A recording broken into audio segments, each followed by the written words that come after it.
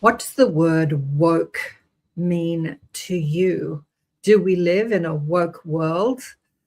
It's 2026 and we are on Elevate, the awareness shift, waking the quantum self. And we're going to talk about the meaning of woke and other things and political agendas. We're going to get a little bit political today. We don't normally get political today on the show. Stay tuned. I'm just looking for the intro. Where's the damn intro? Here we go.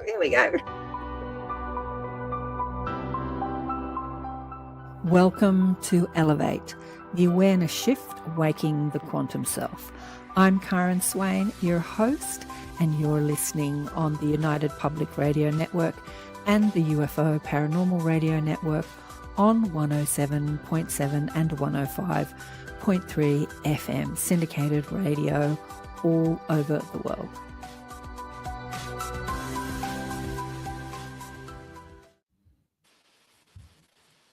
Hello. Welcome to Elevate. No one in the comments yet.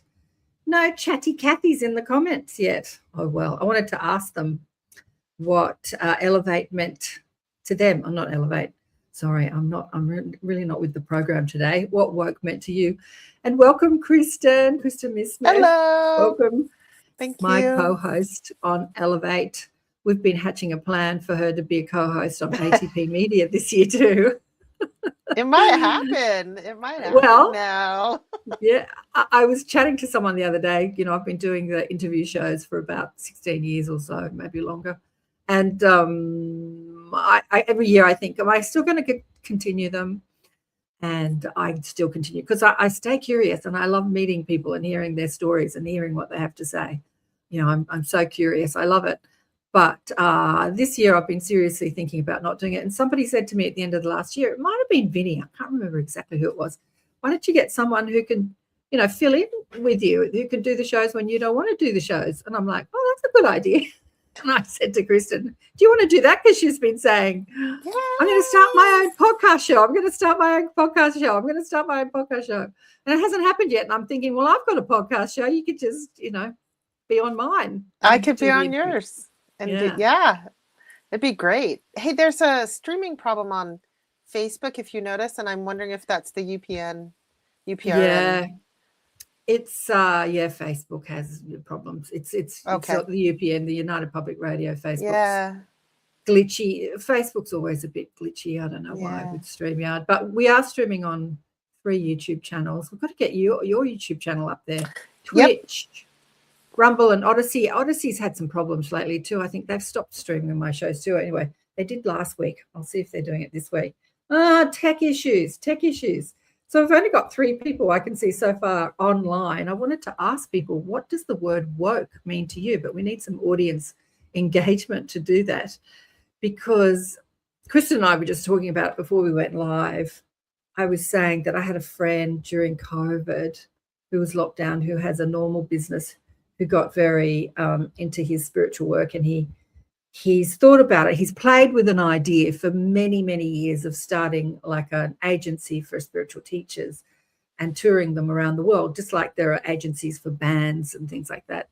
And there are a few agencies for spiritual teachers out there, and there are many agencies that put spiritual teachers on podcast shows, because I get email after email after email from all these agencies asking me.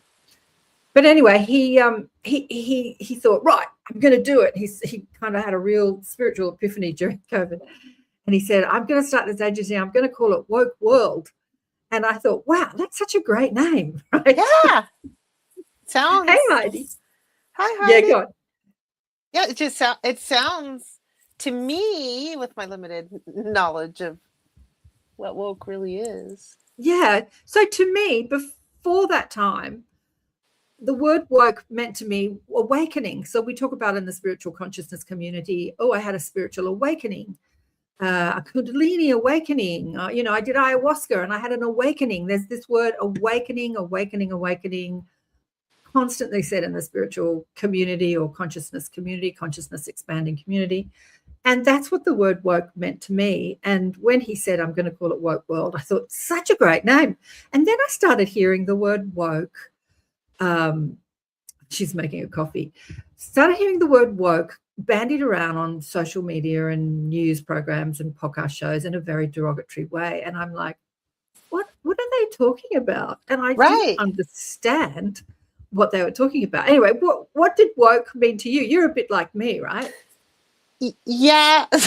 So I'm going to openly admit that, since I started to wake up, which is what it was to me, and step into more spiritually conscious, not religious, ways, I stopped listening to the news media so much. And so I feel like I was a little ignorant about that word, the same with your friend, and using woke like that. And so to me, it just seemed like awakened. But then I did start to hear the negative connotation, and I thought I was hearing it, as a positive light for the right side of the media, as in, the politically, far right media, not right as incorrect, but but then I started hearing it from the left. And so, with you having this topic up, I did a little research, and you've done a little research, and it's interesting to see where it stems from, which is, in my estimation, it stems from a lot of the African Americans, the Black Americans, not necessarily, the Black cultures all over the world, but the Black, African Americans, which is what we call them. And how it was like, wake up to, the pressure, and wake up and stand up for yourselves and everything. And yeah. And it's been bandied around like that for years. I think I'll wind that up just saying that I think that's why it got attached to the left, the media that's on the more left side, which is less conservative, because it's the conservative right, and then the politically left are more like Democrats in America. And it's because the African American population has generally been more associated with the left side of the media. Oh, yeah, and that's where I think that got taken in that way. Yeah. During COVID, the whole awakening idea really shifted with a lot of my friends, because to me, awakening was having a spiritual awakening, remembering who I am as an infinite being of, connected to source or infinite intelligence. We come from a unified field of infinite possibility, all that good stuff, right? And it was a positive thing. And being spiritually awake meant, it was a positive thing. But then people started talking about awakening in that I'm awakening to the corruption of the world. I'm awake now. Before, I was delusional, and I trusted my government, and I trusted, politics, and I trusted the doctors, and I trusted everybody. But now I'm awake, and everybody's wrong, and like pushing against, and a lot of anger. Like I had friends in the spiritual community with such love and light, beautiful people, that after 2020 and 2021, 2022, they were just angry at everything. And I felt like lied to, and they called that awake. And I'm scratching my head thinking, God, okay, we've redefined this word awake. I'm now awake. But I want to talk about, just looking at the chat, I want to talk about the Wikipedia meaning of woke, because I put it in Wikipedia. What does Wikipedia say about it? This is what they said. Instead of AI, thank you, Karen. Instead of AI. I could have put it into AI. Well, you can put it into ChatGPT. Woke is an adjective derived from African American English, used since the 1930s or earlier to refer to awareness of racial prejudice and discrimination, often in the construction of stay woke. The term acquired political connotations by the 1970s and gained further popularity in the 2010s with the hashtag stay woke. Over time, woke came to be used to refer to a broader awareness of social inequities such as sexism and denial of the LGBTQ rights. Woke has also been used as a shorthand for some ideas of the American left, what you were talking about, involving identity politics and social justice, such as white privilege and repatriation of slavery in the United States. So it comes from, the original word comes from American politics. As I say, for me, it came from that spiritual awakening and then awakening to the corruption in the world. So I think today it's kind of been meshed with all those meanings, and people are throwing it around, they're banding it around, because you hear it all the time. Oh, these woke people, but it's always used as a derogatory term. And I think about that, and I've been thinking about it ever since I became aware of it, 5 odd years ago. And I'm like, well, who are these woke people? So the right likes to slam the left and vice versa. I'm not sure who owns the word woke as a derogatory term, like which side. Like they have the copyright on it? Which side. But yeah, and I think about my friend Janet, who thinks that I'm bonkers, but she says she loves me anyway. We don't talk so much anymore. And I was on a plane with her in 2012. A few of us were flying to Bali. And I had a discussion with her about spirituality and religion. She's one of my friends that grew up Catholic, and then after school, went to a Catholic school. After school, totally turned her back on any sort of religion or Catholic. Didn't make any sense to her, which, you know, it's like fine. It's like you, right? When you're entrenched in a religion that's throwing these demands at you and you're an intelligent person, you're like, that doesn't make any sense. I was a kid asking my parents, why did the baby need to be baptized? How can you be born in sin? That doesn't make sense to me. It doesn't make sense. Doesn't make sense. Right. So, but instead of finding something else, she just didn't think about it. She just got on with life and didn't think about it. Well, a lot of my friends are like that, especially when they were Catholics. So I asked her, what do you believe in? She said, I believe in kindness. And I thought, well, that's a good thing to believe in, you know. Yeah. I believe in kindness and human dignity and all that sort of thing. I don't attach it to an ideology or a religion, but that's what I believe in. And these people like her who do believe in kindness see this, you know, they believe in freedom of speech and freedom to live the way you want to live.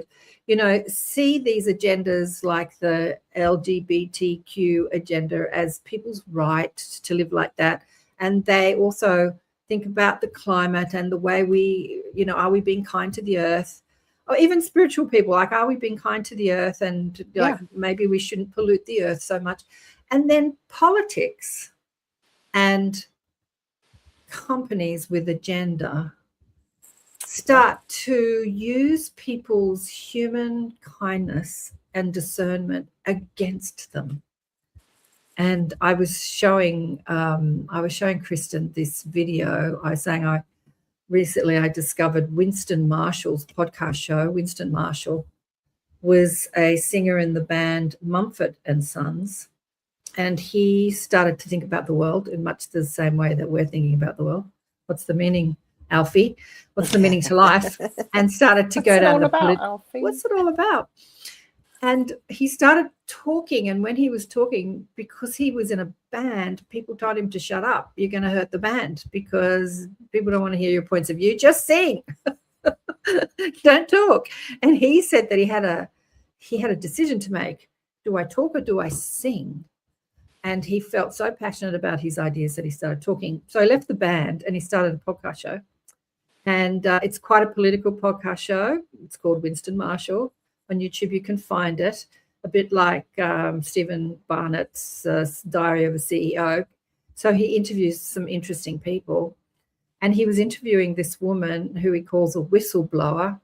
Let me see if I can play a little bit for you. Share screen. Let me see if this is going to work. It didn't work before we went live, but I'm going to.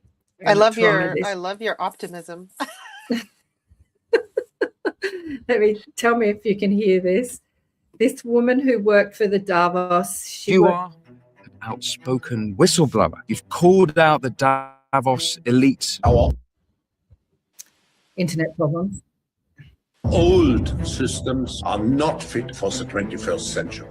We need a great reset. How did you get to a point where you helped build the WEF's Great Reset? In 2020, I get my dream job. So I'm the Chief Sustainability Officer at Deutsche Bank. When I was there, that's when I see the fraud. Everything is a marketing scam. The bottom line is this.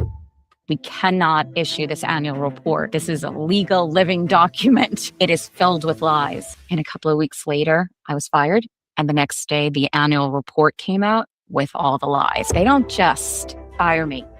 They go on this horrific smear campaign. In 2 days, the U.S. authorities call me up, the SEC, the FBI, and the Department of Justice. And they ask me. You're going further and say they're controlling the world. Okay, so that's just a little bit of the podcast. Let me stop sharing. And it was really interesting as she delves into these big companies, Deutsche Bank and all these big companies, and how they've used people's concerns over freedom and kindness and stewarding the earth against them, corruption. Yeah, corruption. I know. And this is where this word woke gets really sort of entrenched in all this stuff, because I think of my friend Janet, who is, not into spirituality or religion or any sort of form like that, but she is totally on board with, is your left the Democrats? Because I always forget, because in Australia it's different. Okay, yeah. On the left agenda as opposed to the Democrats, which is more about climate change and freedom for, living the way you want to live and everything, which I would understand. But then they take that agenda and they twist it for their own gain and purpose. Yeah. And then the other side calls them woke. You woke people, and so this woman talks about climate change being an absolute scam, and these companies just using it to just make money. They're saying, oh, we're cleaning up the climate, we're stopping climate change. And yeah, and it's so, and then people call them woke. Oh, you woke people, yeah, so it's just a way to degrade people. It's a word to degrade people, make people think that they're stupid. What are you saying here? My bank has been giving me mountains of monkey wrenches. I have no idea what that means. No idea what she means by that.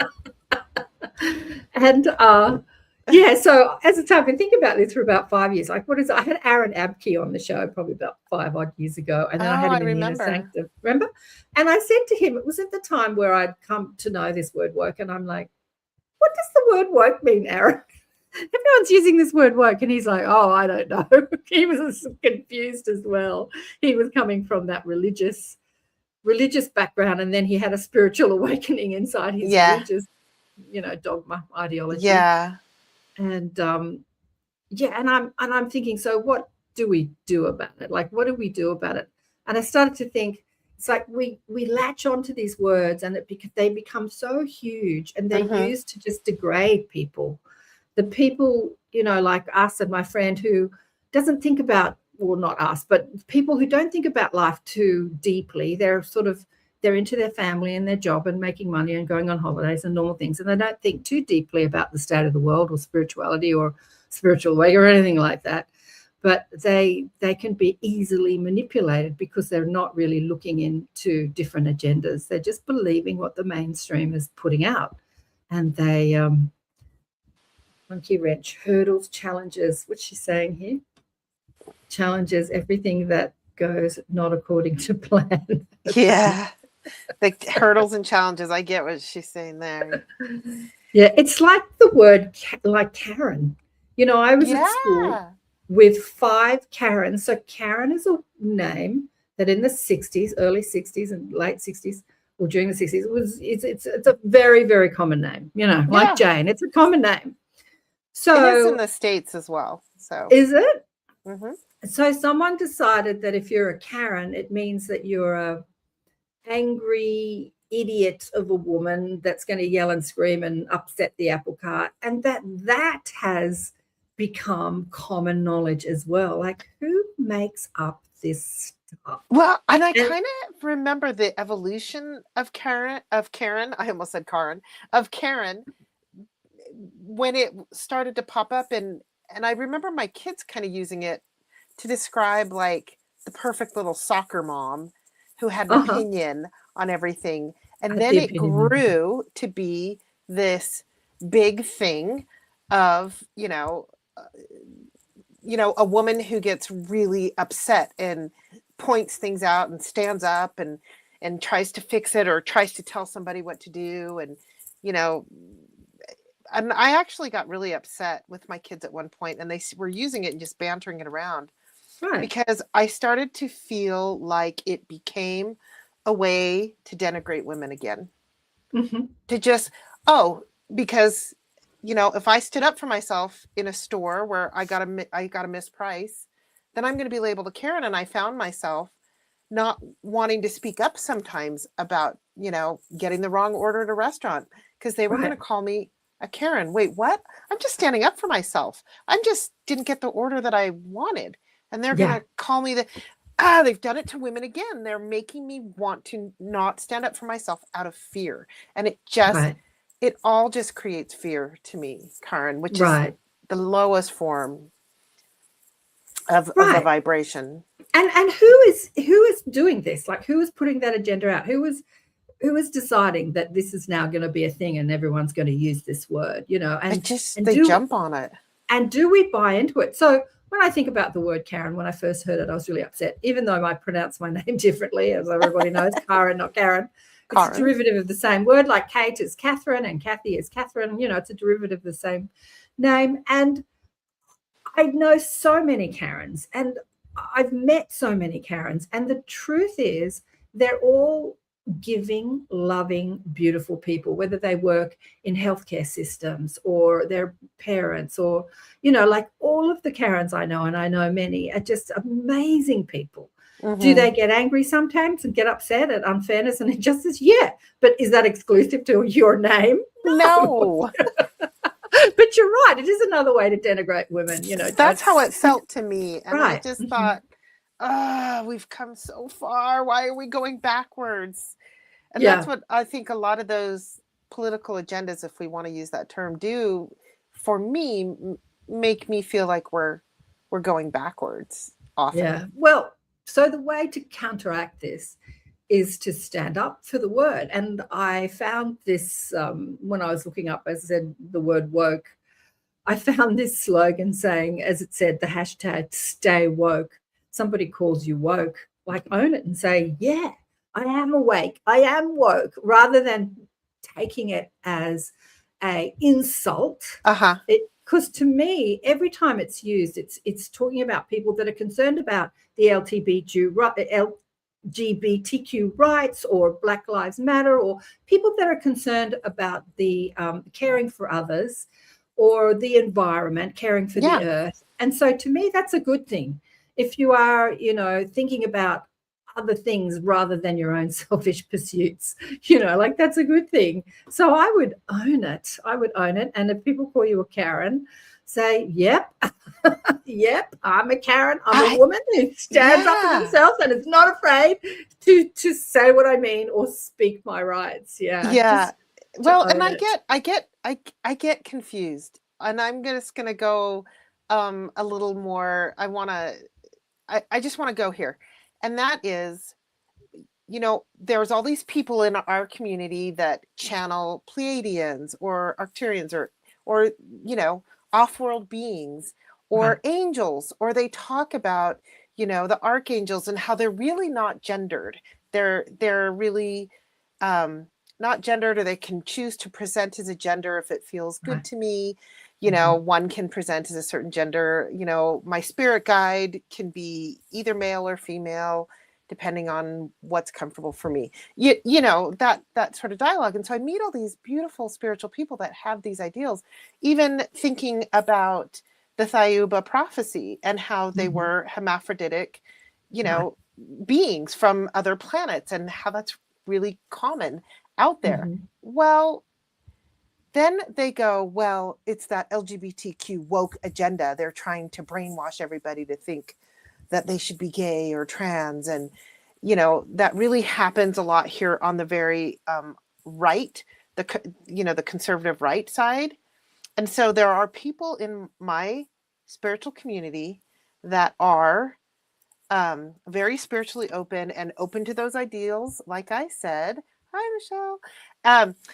And that is, and yet they get caught up in being angry at the woke side of, oh, it's that woke LGBTQ agenda that, you know, they're all caught up in. And I'm like, but don't you believe that on a spiritual level, we're not really gendered? Right. I get confused. And so I think on a more spiritual scale, it's way more open. Because people are brainwashed and they buy into agendas.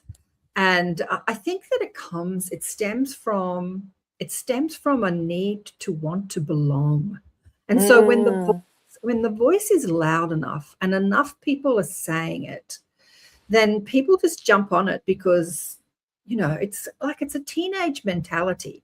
I want to belong. So I'm going to say what you say. I'm going to agree with you. I might, you know, without thinking about it, I'm just going to agree with you because everybody's saying it. It's a bit like fashion, isn't it? I remember critical mass. When enough people decide something is right or something looks good, then everybody, it sort of runs through the mind of everybody. Yeah. I remember in the 90s that, you know, I've said this many times, I asked my guides how critical mass, a lot of people call it the 100th monkey effect. Right. How it works. And they used me as an example. They said, remember when you hated that look of wearing a singlet over a T-shirt? You thought it looked stupid. And then a couple of years later, you were buying it and you thought it looked really good. And I thought to myself, yeah, you know, there was a time where I was buying that look. And I remember distinctly thinking, that looks ridiculous. Why are you wearing your singlet over your T-shirt? You should be wearing it under your T-shirt. And then I'm buying it thinking, oh, I want to wear this. And when did I make that decision that I now like this look? It's like I don't remember saying, okay, I'm going to change my mind and I'm not going to like this look. I don't remember. It just happened. Enough people decided it was on every it was in Kmart. Yeah, it just showed up. In every shop. And now everyone's wearing it. It's like, okay, I'm wearing it. I think I watched this show, Simon Cowell, on Netflix about him trying to start a new boy band. It was really fascinating. I think I talked about it on one of the shows. Did I talk about it with you? Anyway, it was fascinating to see how he put the call out for young boys in between, 16 and 20 to start this new boy band. And he thought he would just get millions of contestants signing up, and he didn't initially.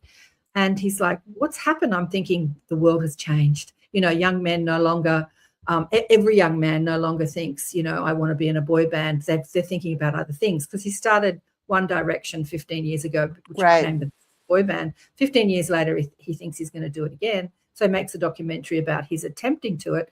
So anyway, they start these auditions in different places in Britain, 3 different cities. And I swear to you, every kid, bar one, like 99% of these kids had exactly the same haircut. They even talk about it in the show. Yes. It's like exactly the same. Even Simon Cowell had the same haircut. It's like once it goes through the mind of the collective, critical mass, it hits critical mass. And I think it goes like, yeah, go on. Well, and I just think it goes faster now because of the internet. And you're reminding me of 2 things. One is a fashion thing, and I don't even go into it because we all know what you're talking about. But there was a fashion thing that I was like, never, ever. Never, I totally still wear it 10 years later. But the other is I remember hearing a channeling with Abraham Hicks, and it was during, you know, COVID and people wearing masks and stuff like that. And the channeled message that was coming through was, hey, do you remember 20 years ago or 30 years ago when you were really upset about having a law created to force you to wear your seatbelt in your car? And you were so upset about it. And you asked us about it, and we said, you know, you have your right to choose about wearing a seatbelt, but it's the law. And you fought it. And then now you get in a car and you put your seatbelt on without thinking about it. Right. Mm-hmm. And, you know, they didn't particularly say like that's if masks are going to be mandated to wear all over the world for, you know, for the rest of time and eternity, you know, are we going to get used to it or what? But it was a very interesting point in that, you know, we become used to it and it just becomes a part of it. Rather than getting so upset about it, becomes a part of the operating system. Mm-hmm, mm-hmm. Yeah, and the people that think they run the world, as Vet Girl 84 was saying before, corruption agenda and Mish, how the freaking Freaking car beeps until you put the seatbelt on. Yeah, it's so true. My car's so old. I've got a 20-year-old car. It still looks good, except it's all bashed up because it's all bashed up. But it doesn't look like a 20-year-old car. But it doesn't beep. And I love that it's old enough that it doesn't beep when you put the seatbelt on. I'm thinking if I ever buy a new car, that's going to drive me crazy. Is there a way I can stop the beeping? Anyway. Yeah, put your seatbelt on, Karen. There you go. I'm going to get all Karen on you and tell you to wear your seatbelt. No, I'm just kidding. What was I going to say? I've totally lost my train of thought. But we were talking about, how we become used to it. Yeah, I think at some point pushing back becomes so hard that you just follow the line. But what I really want to discuss is how do you push back without being in defense, without being in resistance? Because this is something that the channelings, my guides talk about, and the channelings of Abraham talk about as well. You know, the way to change the world is not by yelling about what you don't want. It's by focusing on what you do want. So that's why I say, you know, if people are going to call you a Karen or call you woke, own it and say yes, and say why you own it. Stand up for what you believe in, and focus on what you do want.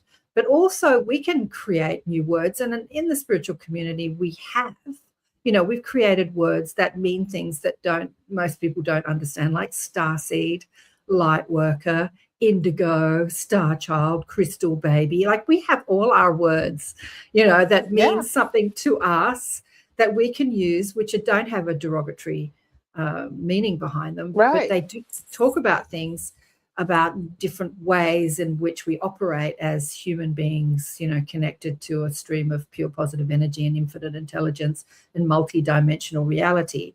And if we use those more out there, not just with our conscious friends or spiritually awake friends or, you know, whatever community you want to call that, but out there in the mainstream, like put those words out there and let them spread like Karen and woke, you know.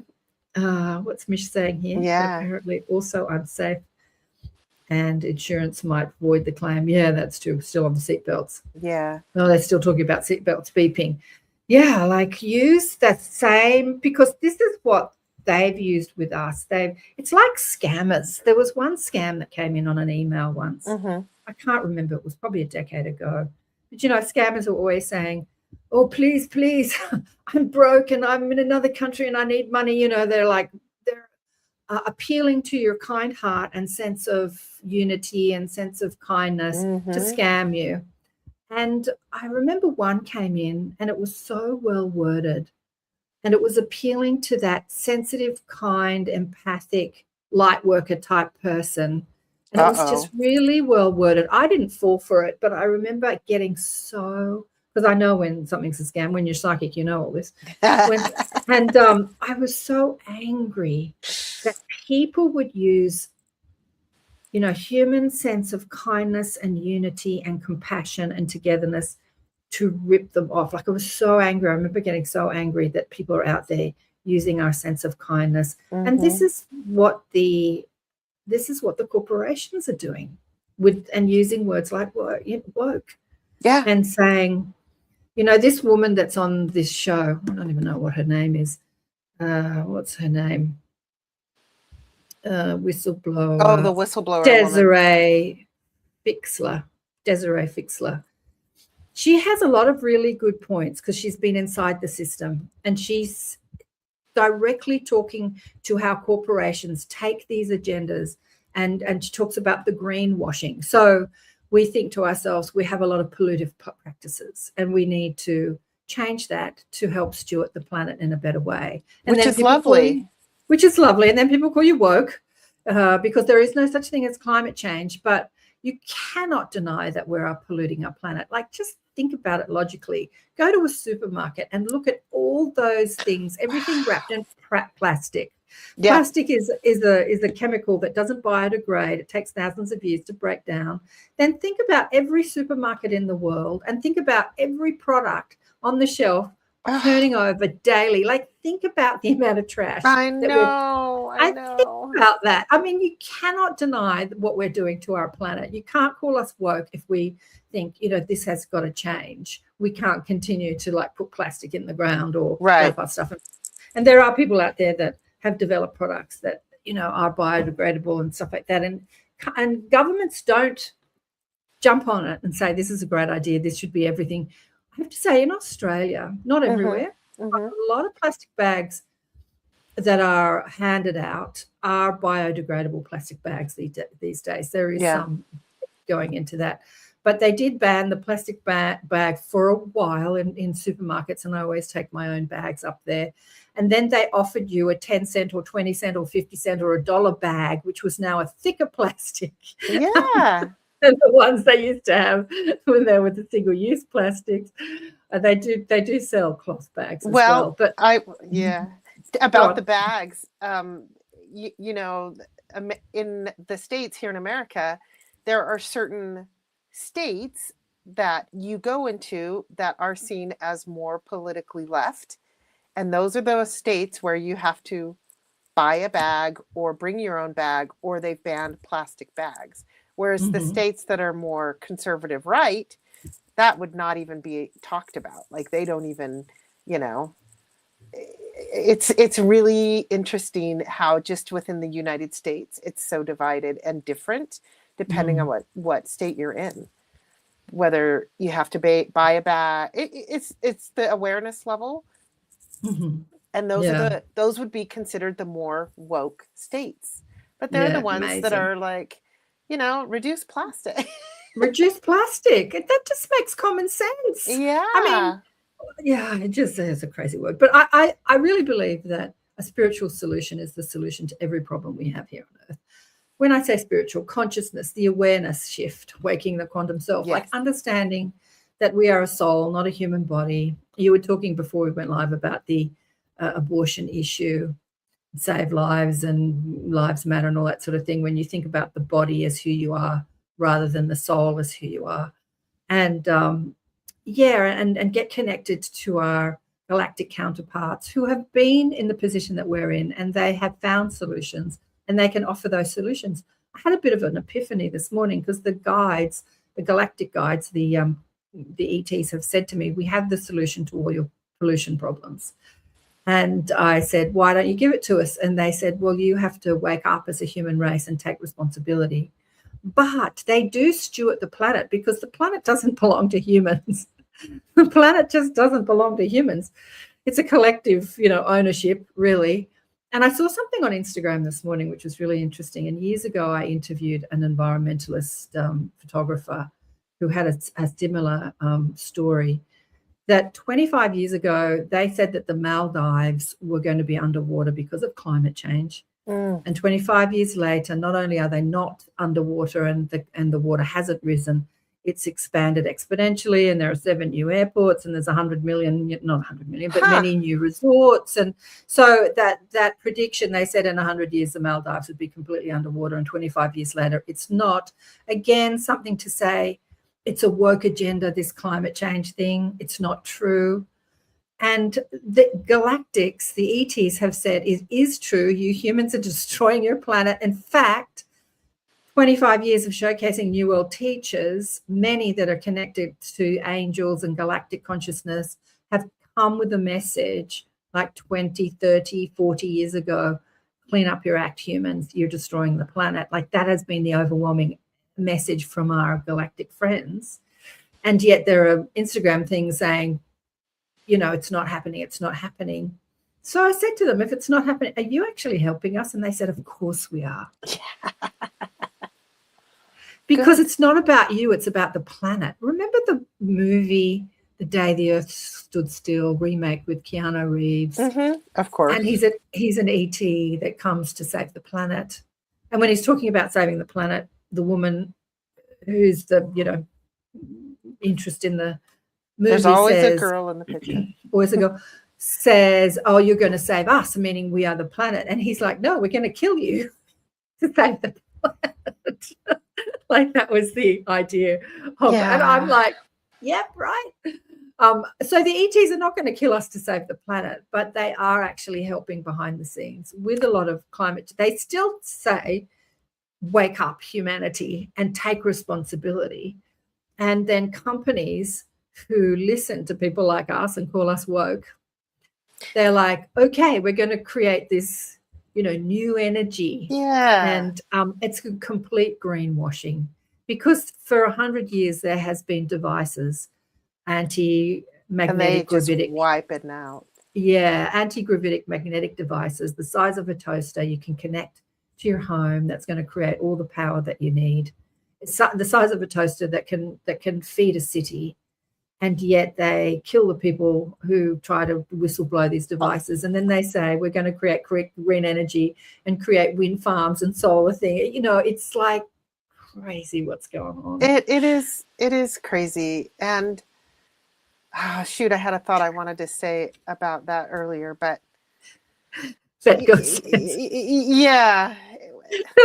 Becca says any cardboard boxes entering my home now belong to the cat. That's so true. I got a delivery the other day from an online store, and it came in a big cardboard box, and I gave it to the cat as well. It's so funny. Yeah. Well, you're reminding me. Oh, I remember what I was going to say. So how I believe that the ETs are helping us is there are those of us that are open or awake, or just sometimes scientists are just open, whether they're, spiritually inclined or into consciousness or not, and they'll just start to get the information. And I believe that they're planting it and giving it to us. It's like, an old example is the television. Well, the television was invented at about the same time in about 2 or 3 different countries at the same time, because it's out there. They were putting that communication out there, and those that were open to it picked it up or learned it, or, got the downloads to do that invention or create that thing. And I feel like that's how the ETs are helping us, is planting those things here and there in the right places. I think I sent you a video of a guy and a girl who were partying, and they live in Louisiana in the States. And they were like drinking a bottle of wine, and they're like, what are we going to do with this glass? Like, yeah, we can get it recycled, but there's got to be something more. And they have changed this entire thing where they are repurposing the glass and turning it back into sand. Right. Wow. And different levels of sand from different types of glass that are just good for sandbags, and some are being put on beaches. So, wow. And those were just a guy and a girl sitting around having a bottle of wine, on the beach. And there it is. It's out there in the collective, and they were open to it. What's her name? Elizabeth Gilbert, the author, in her book. Oh, now I won't remember the name of the book. But she talks about being open to creativity and being artistic. Oh, shoot. Now I can't remember. But she says, when you get that idea, write it down, write that story, do that thing. She says, because it happens all the time. She hears from other authors that they'll get an idea and they have the story, and then they kind of start and they get shy and they don't really finish it or whatever. And then somebody else comes out with that story. And it gets picked up in the collective, and it changes the world or something. And it's because it's out there. And it makes me, I actually thought about this when reading the teen books about the thought forms and the thought bubbles and the energetic bubbles. So there are, I would imagine the ETs are placing these energetic bubbles out there. And if I'm open, I'll connect with it. And then it's up to me to follow through with it. So absolutely. I went off, but... No, it was a good tangent. You went off. It was great. But that's how I feel about it. This is an interesting comment from Thin White Duke. There's a British dog. Oh, here we go. Drag queen. A red dog, drag queen, that I watch on YouTube called River, but he's very anti-woke. I don't get it. I wish these people who use woke as a, what's that word say? Pejorative would explain what they think it means. Yeah, interesting. I know, because everyone has a different idea of what they think woke means. As I say, for years, I kept asking people, what does woke mean? Because I had an idea of what I thought it meant. as we said at the beginning of this, I thought it meant spiritual awakening. And then after 2020, 2021, it meant, waking up to the corruption in the world. And then it meant something different. Like, it kept changing in my idea of it. And but we were saying before to own it. They're all saying hello online. But sorry, getting back to what you were saying. Well, just how I think the ETs are helping us, and if the ETs are helping us, absolutely. Yeah. But when I asked them this morning, are you helping us not just with our downloads and that creative inspiration, but physically is what I meant. Like, are you physically helping us? Not us as in humans. They said, you humans have to wake up, but we are stewarding the planet. We are helping the planet because she's a consciousness. And she has asked for our help because she has these humans that are just polluting her and, killing her wildlife. And we do help. Like during the fires, 2019, 2020 in Australia, the big fires that we had, there's been many more bigger ones across the world, or big ones just the same across the world since then.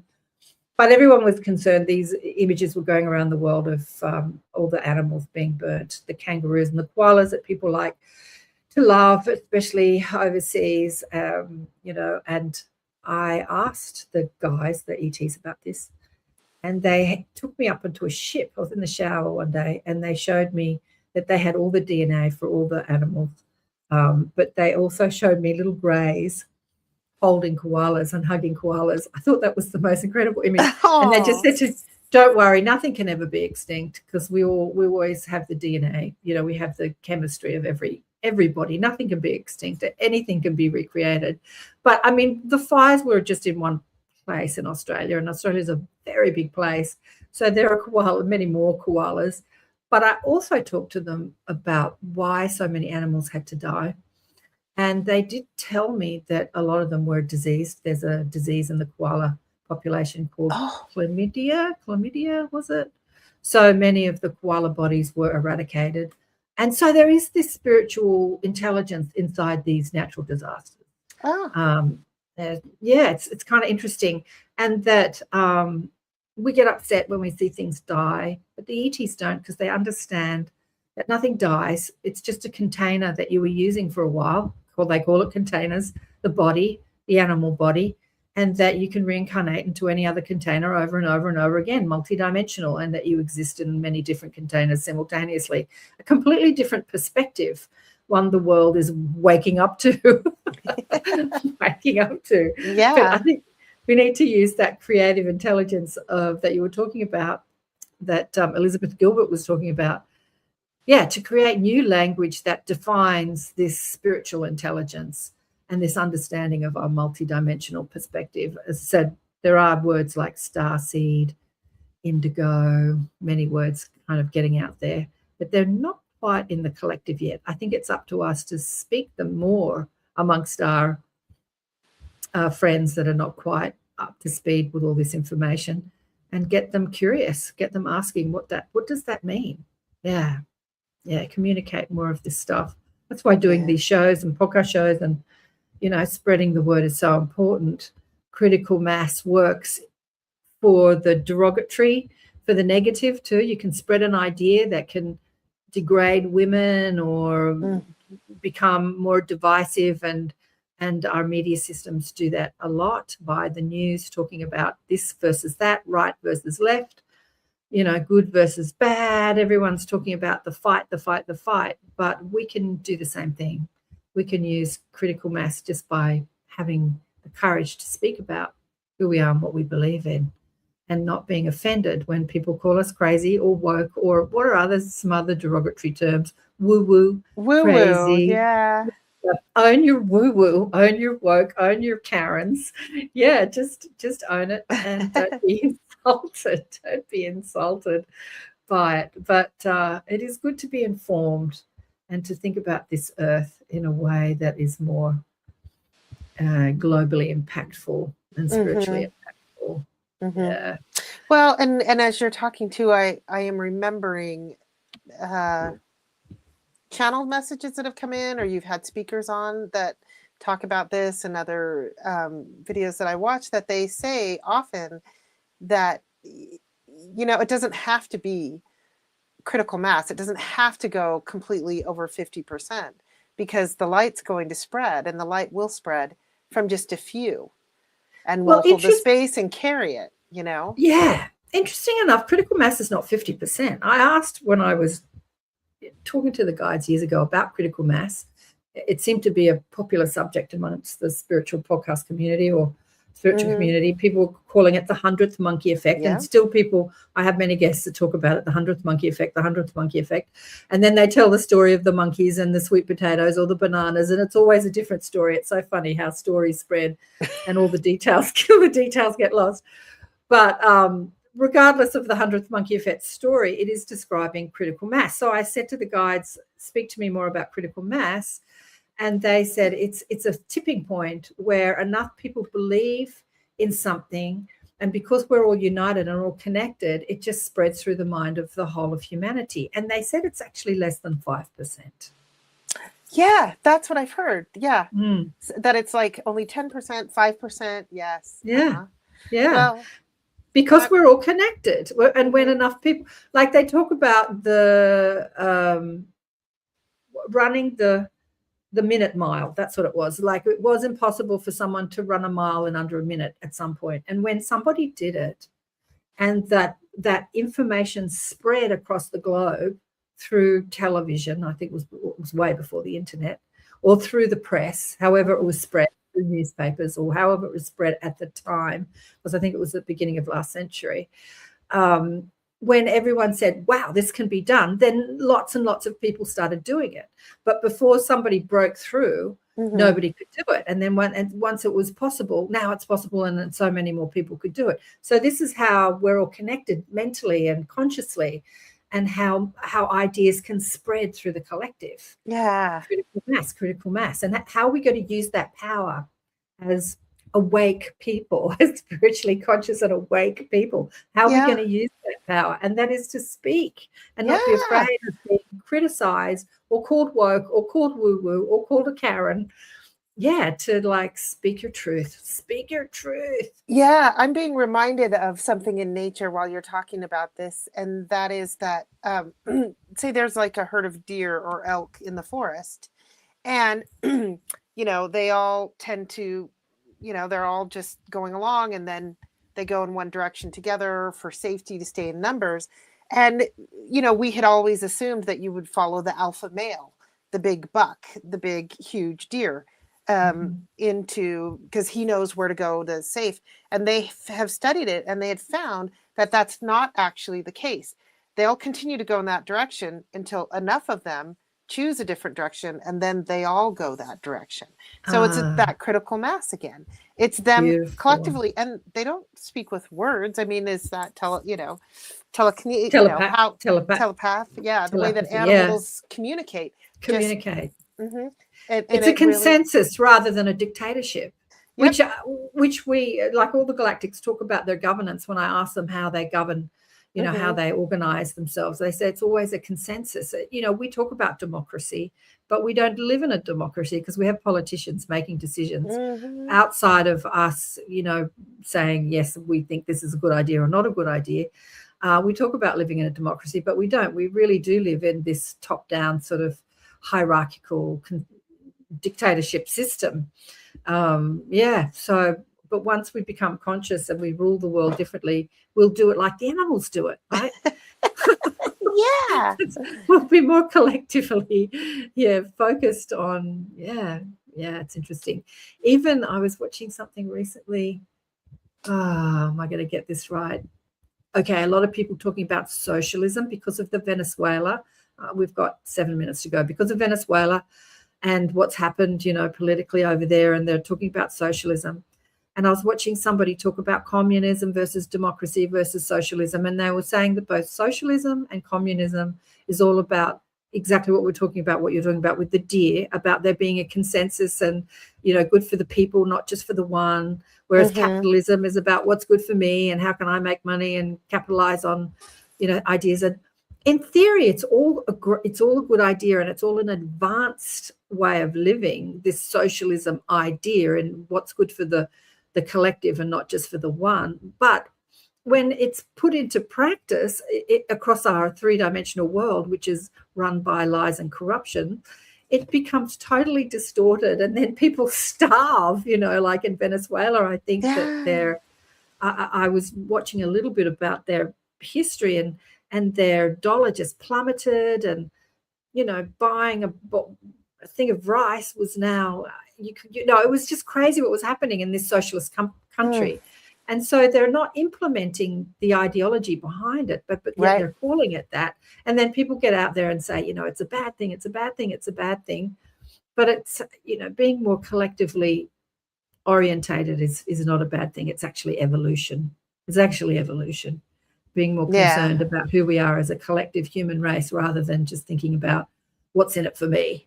What's in it for me? But not to lose your individuality in it, right? Like, you still are a single soul, and we all are sharing the planet, right? And, we all should be stewards, not just leave it up to the ETs to steward it, come together and agree on something to steward it, but I may do it in my way and you may do it in your way, and I may do it through, you're doing it through podcast shows, where somebody else may be out, creating sand from bottles. Right, exactly. Yeah. And interesting. A lot of people ask that question, do I maintain my individuality when I reemerge to source? Or do I become, a drop in the ocean, and I become the ocean and I lose my identity? And every single person that's ever been asked this question, whether they are channeling from another dimension or they've had a near-death experience, say that you retain your individuality when you return to the ocean of source, that you never just reemerge and have no identity. I love that. What the guides are saying is, I'm saying, they say that this is a choice. You might want to wipe your identities. You can choose to do that or not to do that. That, every time I talk to the guides about the other side, there's never this is right or wrong. There was always freedom to choose, freedom to choose, freedom to choose. If you want to do that, you can do this. If you want to do that, you can do this. So, but if you want to maintain that individual perspective, you can, rather than just being sort of swept up in the ocean of consciousness. Yeah. But, and it's the same with this idea of working more for the collective rather than for the individual. You can maintain, as you say, Kristin, that individual perspective. I think we've got a long way to go before we implement these ideas of what's good for humanity. People talk about it. We're doing what's good for humanity. But are they really? Yeah, some people are. Well, and then it comes down to who's judging what's good for one person may not be good for another, right? Right. You're vegan, right? Do you eat vegan really. Or vegetarian? I call myself Megan, which is mostly vegan. Yeah. But I can't eat that way because I can't get enough protein, because my body reacts to the artificial protein or the other proteins like soy protein and stuff like that. It'll kill me. Yeah. And so, what's good? So should we all eat that? Well, no, so it comes down to individuality, and we don't want it bland and boring. I do like having all the difference, but I think if we're coming from a place of, empathic, caring for each other and stewarding, like to use that word, a steward, I think it's different. A steward for the planet. So wrapping this conversation up, I'd like to get other people's perspectives. Now we've got people online, what they thought the word woke meant to them. A lot of people came on later. Stay woke. As I said, there are these images out there saying stay woke. For me, I think it's just an attack on people that are concerned about the plight of freedom and humanity, and then they're being attacked by voices that are just inciting fear, and like they've used the word Karen, making Karens out to be ugly people instead of beautiful, helpful people. Yeah, the way that people are just inciting fear, and what we can do is just own it. And like Byron Katie says, what does she say? Like, you can't upset me. That's my job. I love that. People can call you any name they want, and it's only you who can be upset about it when you believe it. And she was in jail once doing a talk many years ago, and to a hard crowd, a bunch of jailers, guys in jail, and there was a guy heckling her up the back, and people were telling him to shut up, and she said, no, let him talk. Now, what would you like to say? And he said, you're ugly. You are so effing ugly. And she said, tell me more. And she got off the chair on the stage and came down and said, I'd like to hear more of your opinion. I love this story. He said, what's with the gray hair? Why don't you dye your hair? You look like an old woman. And he was just throwing these insults at Byron Katie. And she's like, when you get out, maybe you should get a job as a stylist, because you seem to know a lot about how people should look. She just wasn't upset. So her philosophy is, she hasn't been upset for like 30 odd, 20, 40 years. I don't know how long it's been now. 25 years ago, Oprah asked her, or 20 odd years ago, you mean you haven't had a negative thought in all this time? And she said, no, I've had millions of them. I just don't believe them. Yeah. So it's up to us whether we believe in what other people are saying, or we want to stay in that happy, joyful place and let people throw their insults at you, throw their ideas and their ideologies and their dogma at you, and you stay connected to that source of pure positive energy, that source of love, that infinite intelligence, knowing that you are source incarnate and nothing can really hurt you, even if they kill you, which was the message of Jesus. You can make me wrong, you can string me up, you can crucify me, and you still won't piss me off. Anyway, it's a beautiful world. Shirley says, perfect. Hello, darling one. Thanks, Mish, for all your comments. We've run out of time. We've gone over time. Thank you, beautiful Kristin. Thank you. I want to say to people, too, if you want something that we want to talk about, and, apparently we're talking to about 500,000 people on this show and about 700, 800,000 on ATP, and I never get any new subscribers on YouTube. So if you are listening out there in Radio Land, come over to YouTube and please subscribe to my channel. I'd love to hit 10,000. I've been on about 8,000 now for about 8 years. It hasn't changed. So please subscribe. For those people that are listening, that are watching online and aren't subscribed, I would love you to subscribe. I want to hit that 10,000 mark. It keeps going down rather than going up. I don't know what. I don't know why. Weird. Maybe people very strange. I don't know. People don't like what I'm saying, but I actually think it's the algorithms. So big love to everyone, and Happy New Year. Bye for now.